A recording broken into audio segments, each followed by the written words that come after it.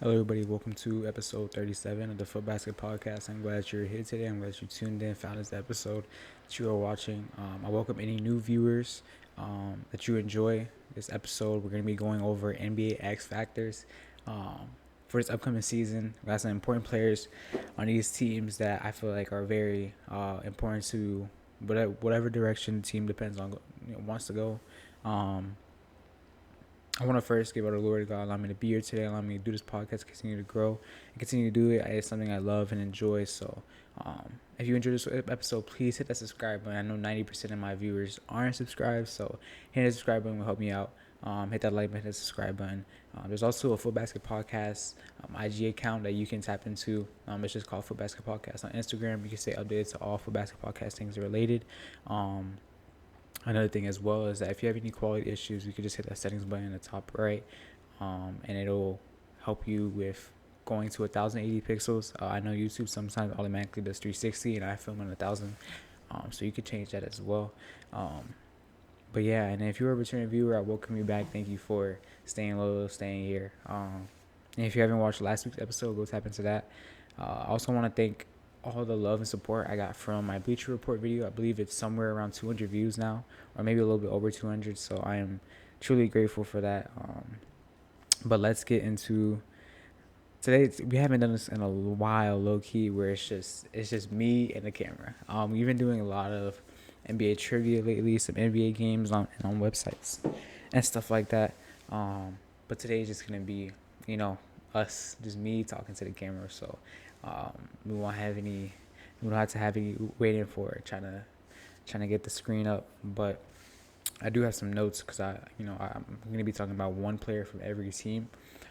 Basically just call them X factors. This doesn't mean like how it is in Madden, where X factors are usually your best players. I think these are just players that can really change how this team goes this upcoming season. Whether this team wants to win a championship, whether they want to um, grow their young guys, whether they want to go into a rebuild, whether they want to sell this person.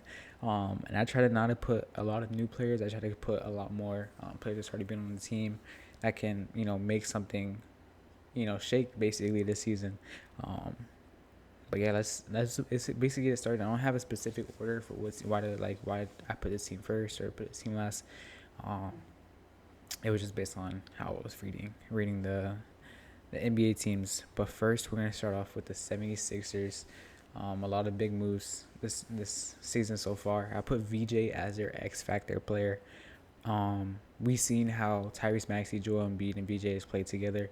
I think the biggest thing for VJ is what jump is he going to make, and is that jump going to be beneficial to how stacked this team is. I know there's a lot of people saying there's a lot of mouths to feed, or there's too many good players who's gonna be the one that has to be the fifth option basically. Um, and if VJ could kind of make that jump where he can work off ball, where he can work defensively. I know him and Tyrese Maxey were like the best guard duo to have most steals in the NBA.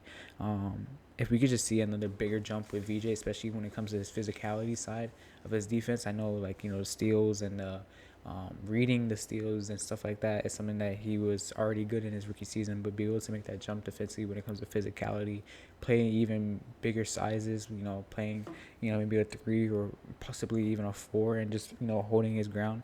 I think it's very important to how this team is being stacked up when it comes to, like everybody's saying, too many mouths to feed. Somebody's going to be the fifth option here. I'm not saying it's going to be VJ, but if VJ can make the smarter jump, because if he's, I don't know how off season training and workouts work for like you specifically your team. I know when you go to by yourself, you can do private workouts, work on your game, but when it comes to just those summer workouts with your team, are they prioritizing VJ to be an off ball roamer when it comes offensively? Is he working on ball stuff when he's not even gonna have the? In my opinion, I don't think he's gonna have that much on ball time during the season. So that's what I have for the 76ers.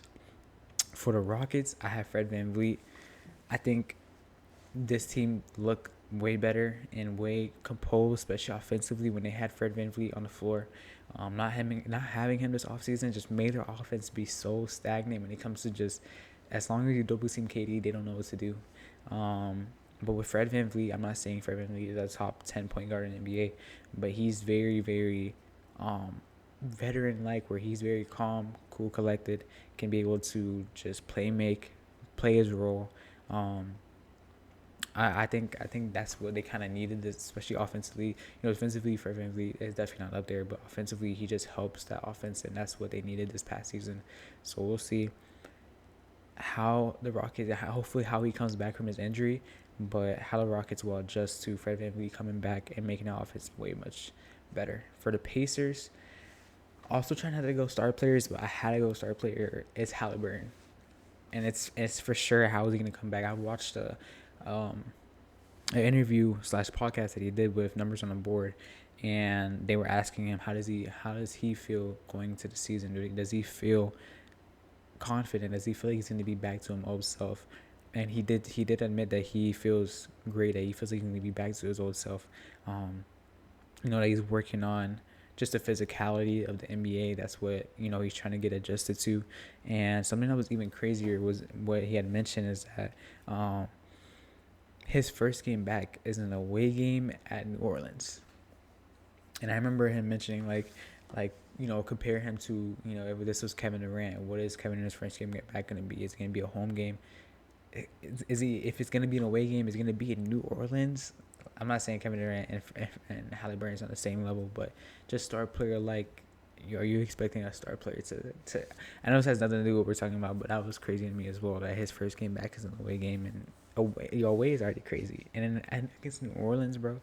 But yeah, another thing is just like if he comes back strong, this team looks good, and this team is a competing team in the East. They basically have kept the same roster. I know they look really, really bad this past season, but I think they were just missing Halliburton, and they were just trying to sell as well. They got Zubac, you know what I'm saying? So we'll see how Halliburton adjusts, and I'm hoping that he comes back good, because watching him play and watching this Patriots team play, especially that finals run, was an enjoy to watch. So I root for Halliburton to come back good. It's their biggest thing for the Pacers. For the Jazz, it's Keyonte George. For the team and even for himself, I know this upcoming season is where they will be talking to him about contract extensions. And although he had a great season last season, this season is more of the important one, because if he's able to take that jump, and if he's able to be basically the star point guard for the future and for the now for this Jazz team, it can make his extension just be bigger, because they will be talking for his extension somewhere in February this upcoming year. February, March, that's where they really kind of do extensions. So Keyonte George, not even just for the team, because I know for the team, when it comes to the team aspect, you need that play that he was doing last season with this upgraded team, with a Jaren Jackson Jr., with a new Darren Peterson. We're trying to figure out how they're going to play in the backcourt together, because defensively, Keyonte George is not up there defensively. I didn't watch Darren Peterson that much, but he's a smaller guard as well. So how is Keyonte George and Darren Peterson going to play together? But it's a new lineup, and we need not even just a scoring out of Keyonte George that we saw, because he kind of reminded us of like a Jamal Murray type, where he could just get some tough buckets. But now that you have Darren Peterson, now you have Ace Bailey off the bench, you have Lloyd Markkanen, you have Jaren Jackson. It's not like a lot of mouths to feed, but it's just more talent coming into the team. So how can you make for that talent? So big X factor is Keyonte George this season. For Minnesota, there's a couple ones I could have went, but I went Ayo Dosunmu. I was thinking about Jaden McDaniels as well, but I think Ayo Dosunmu is going to be the glue guy for this team. We're looking for the offense out of Anthony Edwards, LaMelo Ball. We're looking for the defense out of Jaden McDaniels, Rudy Gobert. What can Ayo do outside of all that? Can he, make the hustle plays? Can he drop a 30 points when Anthony Edwards and LaMelo Ball are slacking? Because we're going to really need a lot of that energy out of Jaden McDaniels on the defensive side, especially if he's playing the 4 this season like people are expecting. We're going to need that defensive impact, that defensive energy, and we can't expect a Jaden McDaniels to have all that energy defensively and all that work defensively, and then if Anthony Edwards and LaMelo Ball aren't playing good, to also ask him, I need you to drop 30 as well. Ayo, we saw glimpses, and especially during that playoff run, of how great he can be, like his best play. So we're just hoping that Ayo Dosunmu can just be that great glue guy like an OG Anunoby type, where OG can chop 30 out of nowhere. He can also just play good defense and drop 10 points. Ayo can just be that OG Anunoby to this championship, possibly championship winning team. For Boston, I think it's Derek White. I know a couple names as well. You could have went one of the younger guys as well, but I go Derek White just because of the rumors around him possibly being traded. If you're for sure thinking about trading him this upcoming season, they're gonna want him to play well. But also if you're the Celtics and you don't want to trade him, if you want to try to play good this season, you need good guard play out of Derek White. Losing Jaylen Brown, you lose some of that offense out of Jaylen Brown. You lose some of that defense out of Jaylen Brown as well. Derek White kind of needs to fill some of that Jaylen Brown shoes. Because what Peyton Pritchard is going to do playmaking wise and offensively wise.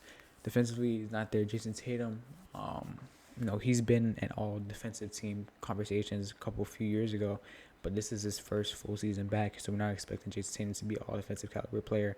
I'm not saying Jaylen Brown was, but he was a bigger body to be able to play on, bigger small forwards and bigger forwards. And we kind of just need Derek White to be that Jaylen Brown kind of in that situation. We're not asking him to be, Robin and to Jason's Batman, but we just need that good role player out of Derek White this season.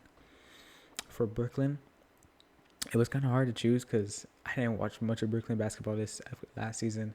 But I went Yager Demon. I didn't really watch Summer League, but I heard a lot of buzz about how good he played in Summer League, and I know that he was drafted maybe pick 11 in the 2024 draft when Brooklyn had like 6 first-round picks. But just having that guard play, that you can hopefully have this guard that's young, be your star guard of the future. As a Brooklyn fan, you're probably hoping that this Jaeger can make this big jump. In his third season, this will be his third season now. I believe, third season now. So you're hoping Jaeger could finally make that jump to be a good point guard for your team and for the future, and where you could start not being just a bad team anymore. You could start rebuilding around a Jaeger Demon. You know what I'm saying? So we'll see how Jaeger plays, but Brooklyn fans are probably hoping for Jaeger Demon to make that jump. For the Knicks, not a lot has been. The team's basically the same, and this is a team that just won a championship. The biggest thing they did this offseason was extending Landry Shamet, so that's what I also put as well for the X factor for this team. The bench during the playoffs and even throughout like the last couple of years for the Knicks has been so important. When you could have a Landry Shamet just come in, just drop 4 threes in a row, just bring the energy in Madison Square Garden up and just be that energy guy, I think is very important, especially if you're going to extend him for the money you gave him, which I don't think he got him at. Like, I think for Knicks, I think it was a great, like, you got him for a good amount for his play, but especially like just for times that you need the energy, you need the threes, you need some type of offense flowing, because there was times where the Knicks, especially when they're playing the Spurs, there was just not much offense going on, and like it just looked very stagnant. But if you could have like a bench player like Shamet come in and just hit a couple threes, contested threes, hit like a crazy floater, just bring the energy into the stadium, I think that's very important for this Knicks team, especially when they're having a stagnant offense. When they're having a stagnant couple minutes, you need a guy like Shamet to come in. Next is the Raptors. I have Colin Murray-Willis being their biggest X factor this season, and I think it's not even close. I think it's for sure Colin Murray-Willis. We saw how great he was in that playoff run and how he grew over this past season. We're hoping CMB can just make another jump, and if he really makes like a big jump, like Raptors fans are probably hoping for, you guys have to buy into it now. You guys have to buy into it now. You have an old Kawhi Leonard right now. Excuse me. You don't have to pay CMB, still on a rookie contract deal. I know Emmanuel Quickley is making way too much money for his play, but you still have Emmanuel Quickley, so RJ Barrett, Kawhi, Scotty Barnes, CMB, Jakob Poeltl. You guys have to buy into now. And I think buying into now is trading Jakob Poeltl. I don't know how you're going to be able to trade him, because I know the money that's attached to him is not very team friendly. If you attach all the first round picks, attach all the first round picks. Because something I had mentioned for the Raptors before, it's going to be very hard for you guys to pick up free agents. The way you're going to build your team is through the draft. Scotty Barnes, Colin Murray-Willis, Jakob Poeltl. Kawhi is only coming here just because he's already been here, so he enjoys the city. Um, you were able to get you were the loser. You were supposed to be the loser of the OG Anunoby trade. RJ Barrett. I mean, of course you were the loser, but RJ Barrett. It's not like he chose to come to the Raptors. So you're not gonna get anybody out of free agency. You have to buy into it now when you have this team like this. So CMB, hey, we're hoping CMB could be that guy. And he needs to go. He needs some height enhancing pills or something too. Because if he could just be a starting five for y'all, bro, perfect. This team is defensively. Oh my goodness, bro. It reminds me like the Texans, low key. For the Bulls, I'm going to C-Dub. It's C-Dub needs to be the savior for the city. No cap. That's just what it is and what it ain't. The Bulls haven't been relevant besides that little like DeMar DeRozan, Zach LaVine little stunt for like 6 months where DeMar DeRozan was hitting game winners back to back. Besides that, they have not been relevant. And this team, especially when it comes to the history and like just even like the popularity of this team, you can't just continue to be bad. So you need to hit with this draft pick with C-Dub because you missed on Patrick Williams. That was a bad miss too, bro. Especially with the people that was in that draft, you had to hit with C-Dub. And I believe, bro, the way C-Dub was playing in the summer league and just the way that he talks in interviews, I'm not trying to glaze him, but like, bro, hey, I'm buying into C-Dub being a great player and being basically the savior of the Bulls. And as a Bulls fan and as an organization, you're really hoping for C-Dub to make just be the savior basically of the Bulls. So I got C-Dub just being the X factor because it depends what he does this season really changes how this team is going to be built, how this team is going to go, what moves they're going to make. Next, the Cavs. I went Peyton Watson. I thought about Jarrett Allen, but I went Peyton Watson. You're hoping that what he was able to do in Denver can translate to this Cavs team. I know this Cavs team is a little bit different when it comes to defensively. Peyton Watson was basically by himself on the defensive side, and especially when Aaron Gordon was out. But you have the defense by Evan Mobley, you have the defense by Jarrett Allen down low. So you're just asking Peyton Watson to just guard the perimeter guys. Maybe get a couple high energy dunks or plays. But another big thing is that they still have Max Strus on this roster. And if Peyton Watson is outplaying Max Strus, you can use Max Strus in another contract to even upgrade his team more. Maybe Max Strus, Jarrett Allen, Max Strus, Evan Mobley. You know what I'm saying? I think Peyton Watson is very important because it can make the team go into another level if he plays to his highest potential. When it comes to getting a trade at the trade deadline this upcoming season. So we'll see how Peyton Watson plays. But I think the biggest thing for Peyton Watson is if he's able to play at the high level and just outplay Max Strus. Max Strus will be valuable to so many NBA teams that you can actually you'll get good value back from Max Strus trade. So we'll see how Peyton Watson plays. Next I have is Detroit. Detroit was a little difficult. Just because we don't know what Jalen Duren got going on. A guy like a Duncan Robinson, we already know what he's going to do, what he's going to bring to the team. We know what Cade's going to bring to the team. We already know what a star is going to bring to the team. We're not expecting no offense out of a star. I was thinking of a guy like, what's his name? Forgetting his name now. Dang, the point guard with the dreads that just popped up out of nowhere. I can't remember his name right now. But I ended up going John Collins, their new signing. They brought in John Collins basically to replace Tobias Harris. John Collins isn't going to bring that defense that Tobias Harris brought. But I think the only thing too is John Collins' offense, especially when it comes to him dribbling the ball and you could see multiple times when Tobias Harris caught that ball on the elbow or caught it on the somewhere on the wing, he'll jab step, make a plays, maybe do a little spin move, drive to the basket, stuff like that. You're not really asking John Collins to do that because he can't do that very much. I mean, you're seeing John Collins as another PJ Washington high flyer, big blocks, playing good defensively, maybe get a couple post touches, but you're not asking him to come from the wing, drive into the hole, and get like and one or a spin move into a lay. Like offensively, I think offensively they need people that can hold the ball in their hands, and they downgraded from Tobias Harris to John Collins when it comes to that aspect. But for Detroit, you need John Collins to be able to play good defensively, play his role as much as he can. We're not asking him to dribble the ball.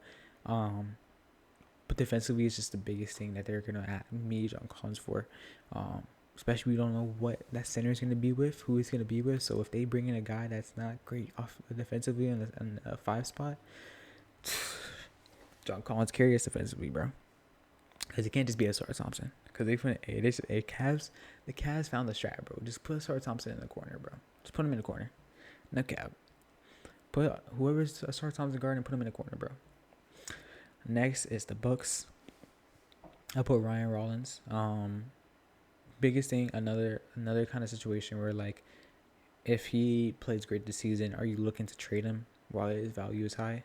Because no one ever expected Ryan Rollins to be as good as he was this past season, and we don't know if he can replicate that for many years.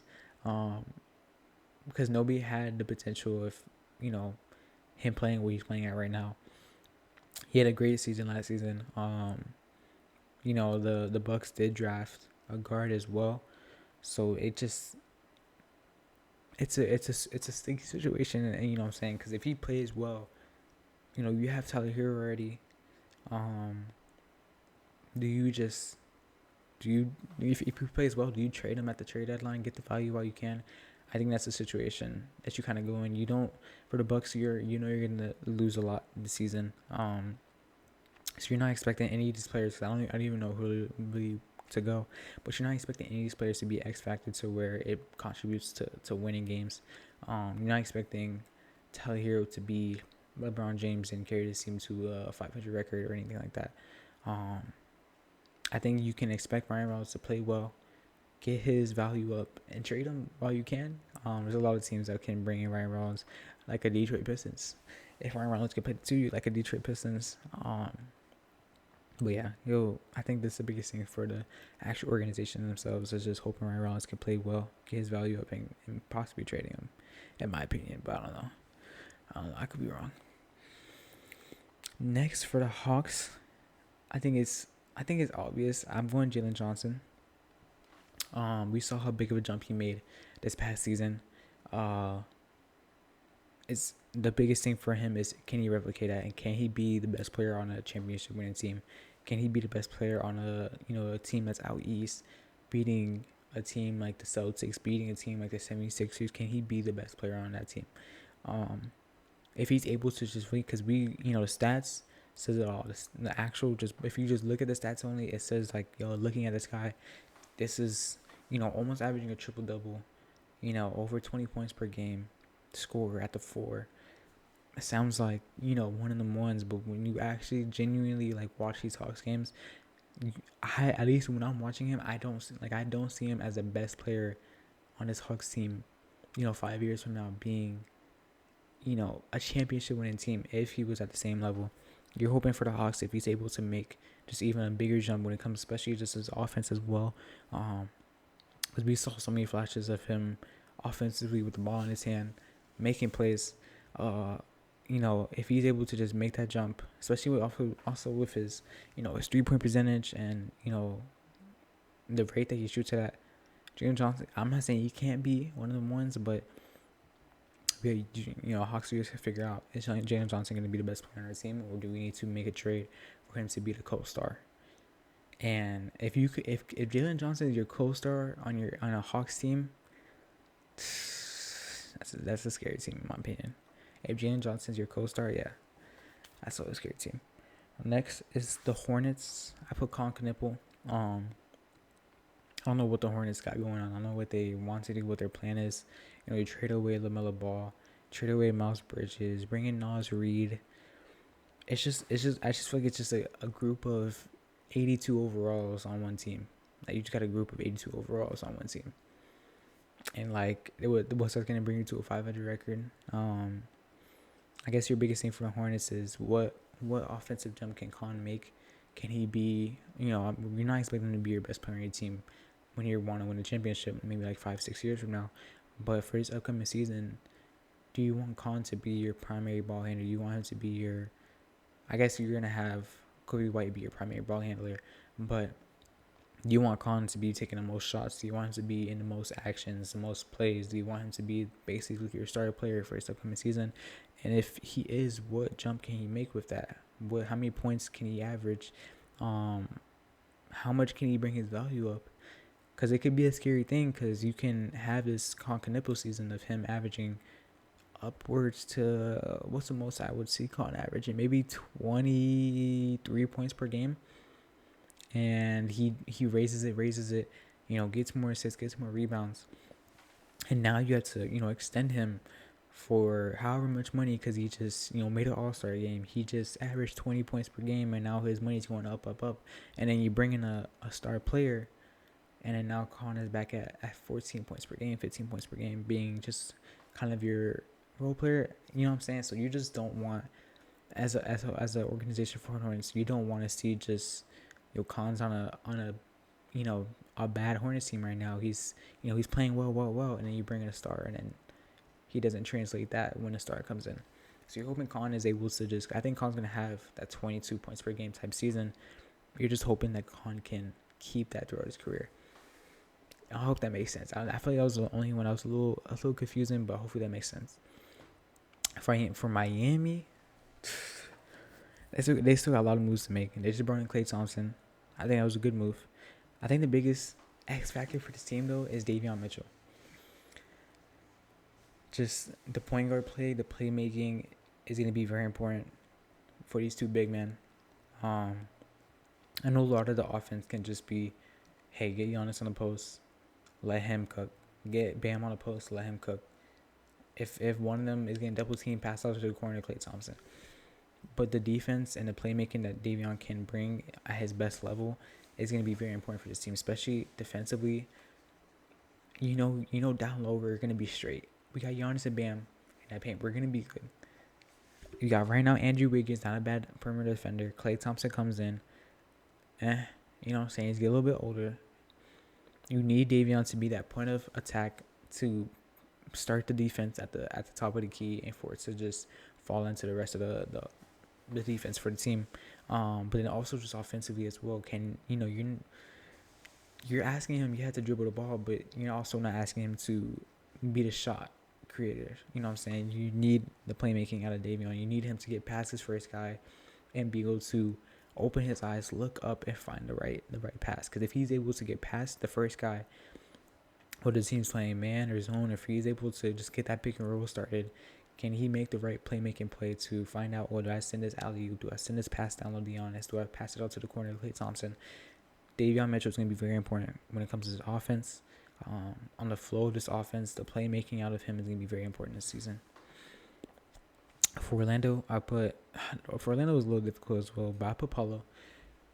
Paulo's first, what is this, year 4 for him?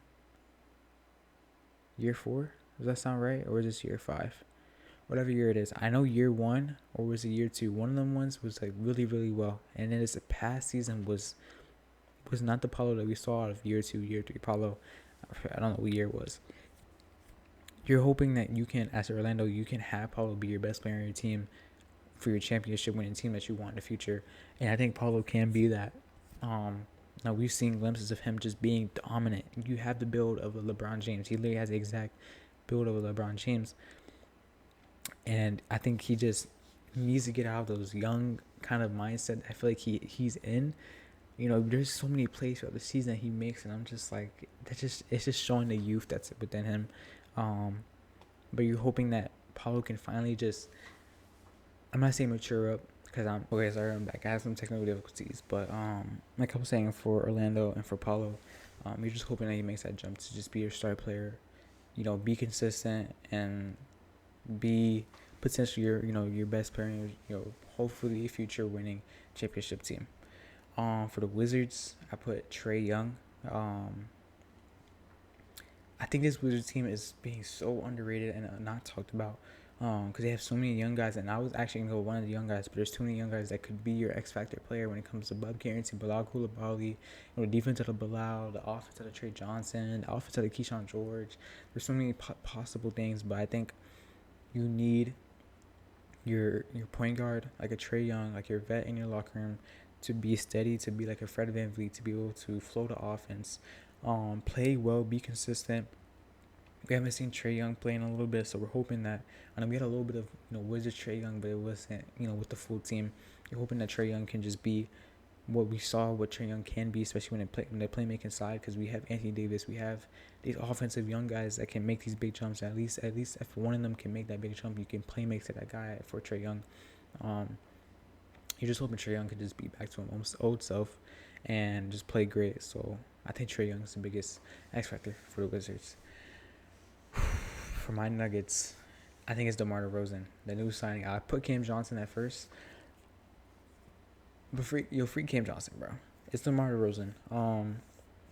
I wanted to put Christian Braun as well, but Christian Braun just continued to drop in play, so I'm not even gonna waste my time. It's DeMar DeRozan. If DeMar DeRozan can just bring like Michael Porter Jr. like on a veteran, like a 1 year minimum deal. I mean, we're not expecting him to shoot threes in a corner like Michael Porter Jr., but just 2 feet in that 3-point line or that mid range in the corner. DeMar DeRozan got that.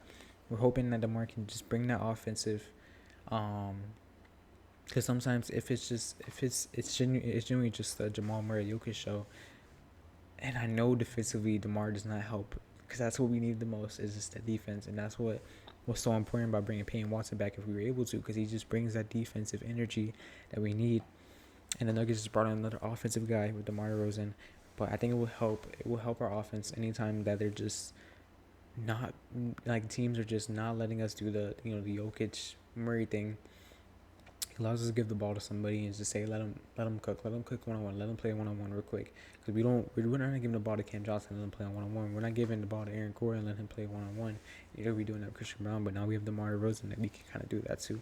So it makes our offense just a little bit more dynamic. So that's why I have DeMar being X factor, and if he can just not be too old and play well this season, it'll be very important to our offense. Defensively, we're still cooked though. I ain't gonna lie. For OKC, I put Jared McCain. You brought him in on it, just an easy trade. A couple second round picks or something like that, and you didn't expect for the energy and the play that he brought. Even though he was coming off the bench, he stayed consistent and he stayed perseverant to get to just be an impact on his team. And now that Lu Dort is gone, you're saying, hey, Jared McCain, you're stepping up. And you're hoping that Jared McCain could just bring what he brought during that playoff run, energy that he can bring, and the offense that he could bring to this team. You're hoping that he can just help out Shea whenever Shea is, being double team. You know what I'm saying? Whenever J-Dub is being injured, you're asking McCain to just kind of take on that load offensively. So I think McCain's going to be very important for OKC this season. For Portland, I'll put John Morant. I think John Morant's going to have a good season. I think he's going to have a great season, to be honest. I think it's just important for John Morant to have a great season, because you took the risk of bringing in a guy that has a bad history. I know he had an interview where he said like it's been two years from now, people are still putting his name on me, and I haven't done anything 2 years, something like that, which I agree with. How we had to move on from the stuff that he did or whatever, but I think John is still a great basketball player, and especially with how many guards you have going on, is it a situation where I know I've said this for a couple other names, but is a situation where Ja plays so well that you trade away one of your other guards and buy into the season? If Ja is back to his Memphis self, or is a situation where Ja's playing so well that you use the value that he has and trade him away again? I don't know if it's like that, but I'm more the first scenario sounds more realistic, but like I said, there's a lot of guards that's going on. I know Shaedon Sharpe just got injured, so that takes away one of the guards, but there's still a lot of guards. Scoot Henderson, Damian Lillard, Drew Holiday, John Morant. There's still 4 guards there, so 4 good guards. So I think it's important for John Morant to have a great season, so they can trade away one of those other two, because I think Damian Lillard is going to stay there. So between Drew Holiday, which a lot of teams will take Drew Holiday, Hey, Miami would take Drew Holiday over Davion Mitchell. Um, put Giannis and Drew back together, make them win a chip. Or somebody takes Scoot Henderson as well. So another team, there's teams that will take Scoot Henderson like a Detroit. So that's what I have for Portland. For Golden State, I put Yaxel, the rookie. We've seen multiple times for this Golden State team, is they could just bring in a rookie, or they could bring in a guy that didn't get much NBA burn, and just him be an impactful player on their team, like a Looney Tunes. Shout out Flight. Kevon Looney was there for a while, but then when he got brought into that starting lineup, he was an important player to that championship finals run. Moses Moody, you were playing him really, really young and like early, getting him crucial minutes. Another guy like Quinn Post this past season, Pods this past season.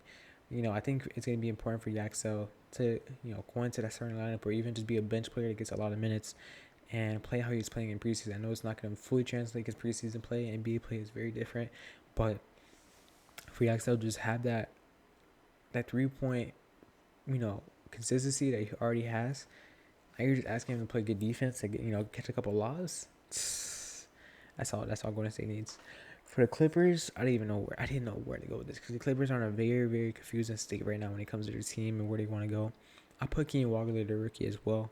I guess it's just important for their future is if Keenan Walker can look good this season, play under a good guard, and I'm not gonna say a vet, but like an old, someone that's experienced, like a Darius Garland. They also have Brandon Ingram as well, so that's another vet/experienced player that Keenan Walker is playing under. So hopefully, and then I think Clippers don't have like bad players, so Keenan Walker could also just work on his playmaking as well when it comes to the players that the Clippers have. So it's just very important Keenan Walker this season to play well, so they can grow this player to be their future guy. For the Lakers, I put Walker Kessler. You signed him on a deal where he hasn't played basketball in almost a year now with the injury that he had, and I don't know how it works in the NBA. Like, are you able to go watch Walker Kessler in some private runs and then decide if you want to sign him, give him back? We don't know exactly how Walker Kessler is going to come back, but he is a steady center that's going to play good defense, get some blocks, get rebounds. That's all you're kind of asking him for, and he's going to play that center role. Set big screens, roll to the basket. You're not asking him to shoot threes, make plays. Do tween step backs like Wemby, but you're asking him to clean that glass, get some blocks, play good defense, and I think that's what Luka needs for his Lakers team, because you got Austin Reeves and him at the top for their perimeter, and I know there's a lot of buzz around Luka not being a good defender. So let's just say that's true. You gotta have a Walker Kessler type down there, and you're also hoping that Walker Kessler can stay healthy as well. For the Suns, talking about health, Mark Williams is who I put. Mark Williams is too big and too talented defensively to be getting injured as much as he does. For the Suns, he needs to stay healthy this season for them to have whatever season they want. Because if they're trying to win, they definitely need Mark Williams to play that defense. Even if they're trying to, I don't know what other direction they would be going, but let's just say avoid, being in the bottom 5 where they have fewer lottery balls for the new, a lottery situation that's going on. You need Mark Williams to stay, play over 60 games this season. I don't know how realistic that is, because Mark Williams has had injury history his whole career between Suns and between Charlotte, but when he's on that floor defensively, this team is good, and the rebounds that he brings, the height that he brings, that he can just guard the bigger guys like the Wemby, like the Zach Edey that we'll be talking about soon. You just need a bigger body on that floor, so you need Mark Williams to stay healthy this season. For the Kings, I didn't know who else to go as well. By Sabonis, it really depends what direction you want to go for the Kings. If you want to stay, like I just said, like the Suns, you want to stay out of that bottom 5. You need Sabonis to have a good season to bring you guys wins, because Darius Acuff is not just going to bring you guys wins. You need that offense out of Zach LaVine, the offense out of Domantas Sabonis to bring you guys wins. But I think also it could be a situation where, like I mentioned before, Sabonis has a great season, raises his stock a little bit. Can you trade him at the trade deadline after getting some good wins in the first half of the season? You guys might be maybe a little bit below 500 team, and we would trade away Sabonis and get a younger guy, and you guys still play 500 or a little bit below 500 the rest of the season, you guys aren't like a bottom 5 team. So sorry if that didn't make sense. You're hoping that Sabonis can, bring wins to this team because you don't want to be a bottom 5 team. Kings need some luck in that lottery. They were able to snag Darius Acuff, but they need some luck in that lottery. For the Mavericks, I put Derek Lively. When he was on the floor, he played well. He hasn't played in a while, so you're hoping that foot injury doesn't fully mess up his potential and his growth as a player. But if they want to, grow Cooper Flagg, allow Cooper Flagg to work on that perimeter defensively. I know he can make plays when it comes to down low, make big blocks. But if you could just move him to more of like a 3 full time, not just be, unless you're playing zone, but for him to just play defensively on that perimeter and just have like a Derek Lively down low to be blocking shots, it'll help. I think it'll just help, his energy and his impact offensively as well. So, but I know Cooper Flagg's gonna do. He's gonna play good offensively, defensively, regardless whether Lively's on the floor or not. But I think it's important for Lively to be there when it comes to winning as well. For Memphis, I put Zach Edey. You need him to be healthy this season. With Zach Edey's on the floor as well, kind of similar to Lively. He plays well. He's gonna play good. He's gonna set big screens. He's a tall guy, like I said, that can guard the Mark Williams, guard the Wembys of the league and stuff like that. So, and then just get mixed matches whenever there's a smaller guy on him. Like even like if a CMB is playing 5 for the Raptors, if you have Zach Edey on CMB, you better let him play 1-on-1. Got like 4, 5, 6 inches on him. Let him play 1-on-1. But for this team to not again be in that bottom 5, because you don't want to be in that bottom 5. In the league, you need Zach Edey to be on the floor to contribute some wins to that team. For the Pelicans, I went Zion. For him to stay healthy, he needs to stay healthy this season. Allow the team to play well. I think they didn't play bad when DeJounte Murray came back, and it was DeJounte Murray, Herb Jones, Trey Murphy, Zion Williamson, and Derek Queen. You're going to have Jeremiah Fears possibly being in that starting lineup as well. Which just makes somebody out of that starting lineup to be expendable and tradable. But Zion is going to be the one that's going to bring you guys wins, to bring you guys energy on the offensive side, get some big blocks and get the crowd going. You're going to need Zion to play well and stay healthy this season to bring you guys wins. And last but not least, the San Antonio Spurs. This X factor is going to be Dylan Harper. Figuring out, is Dylan Harper going to be in the starting lineup? How many minutes is he going to get? Is he going to be getting more minutes than De'Aaron Fox? Is he going to be the main playmaker if De'Aaron Fox isn't on the floor? If it's the lineup of Dylan Harper, Tobias Harris, Stephon Castle, Wemby, and Devin Vassell, do you want Dylan Harper to be the main ball handler and make the playmaking plays for the Wemby, make the playmaking plays for the Devin Vassell on the corner, or Tobias Harris cutting, or Stephon Castle cutting? You're hoping that Dylan Harper can grow that playmaking game to be your full-time one and find out what you're going to do with De'Aaron Fox. That's just the truth. But yeah, that's my 30 NBA teams. One player on each team being the X factor this season. The most important player for this team this season. That's what I have. So sorry for the cut and the technical difficulties I had. But I hope you enjoyed this episode. If you made it all the way to the end, I really, really appreciate it. Make sure you tap into last week's episode if you didn't. We're dropping every Tuesday at 12 p.m. Sometimes it's not exactly 12. Just depends on how long it takes to upload and stuff like that. But I appreciate you guys for staying all the way to the end. If you did, hit that like button, hit the subscribe button. I'll see you guys next week. Peace.